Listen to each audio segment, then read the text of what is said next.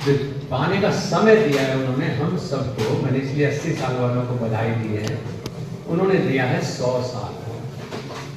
जीवेम शरदः शतम, पश्येम शरदः शतम, शृणुयाम शरदः शतम, प्रब्रवाम शरदः शतम, अदीनास्याम शरदः शतम, भूयश्च शरदः शतम्।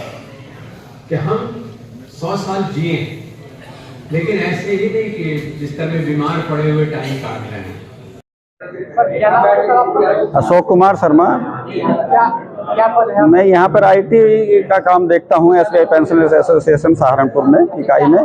क्या कार्यक्रम कराया? ये कार्यक्रम हमारा 27वीं वर्षगांठ मनाई जा रही है हमारी एसोसिएशन की। आज 27 वर्ष पूर्ण हो चुके हैं इस इकाई की स्थापना को। State bank of India staff pensioner association Delhi circle के नाम से है ये, और वैसे ऑल ओवर इंडिया है। इसका हैदराबाद में हमारा मुख्य कार्यालय है, और हमारे बराबर में जो खड़े हैं भाई हमारे राजकुमार सैनी जी हैं, ये कोषाध्यक्ष हैं इसके, और एक तरह से रीढ़ की हड्डी हैं।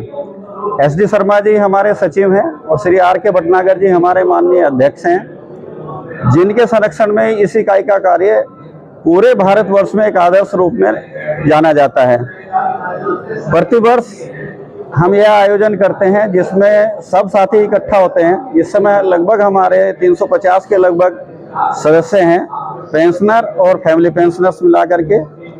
इनको नित्य प्रति, क्योंकि अब डिजिटल एज है तो सारे अब पेपर पर तो कोई आते नहीं है सूचनाएं, सब डिजिटल फॉर्म में सूचनाएं आती हैं।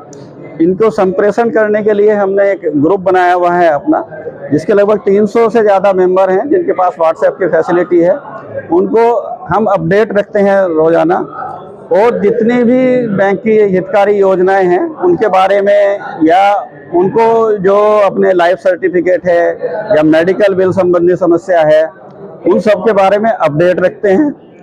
यही कारण है कि पूरे यहाँ के मतलब हमारे लोकल मेंबर ही नहीं, बाहर से भी जो सहारनपुर से पहले से जुड़े हुए हैं वो हमारे मेंबर बने हैं, जिसमें हमारे भाई राजीव सिंघल जी अभी उप महाप्रबंधक के पद से केंद्रीय कार्यालय मुंबई से अभी जून 2023 में रिटायर हुए हैं, वो भी हमारे सदस्य बने हैं। अनेक सहायक महाप्रबंधक भी हमारे सहायक बड़े बड़े जो पदों पर रहे हैं, और बाहर भी रहते हैं। इवन जो अमेरिका में भी रहते हैं भाई हमारे सैनिल शर्मा जी, वो भी हमारी इकाई के सदस्य।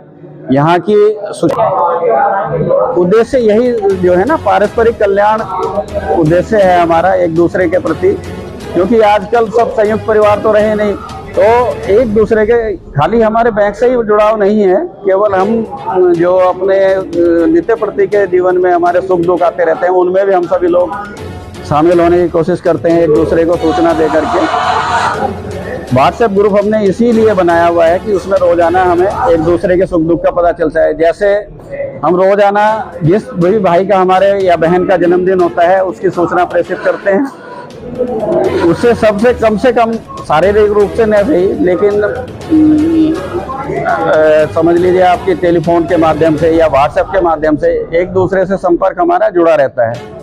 इसी तरह से कोई किसी के परिवार में कोई मिसहैपनिंग हो जाए तो उससे कभी साथ देने के लिए, उसको सांत्वना देने के लिए पहुँचें।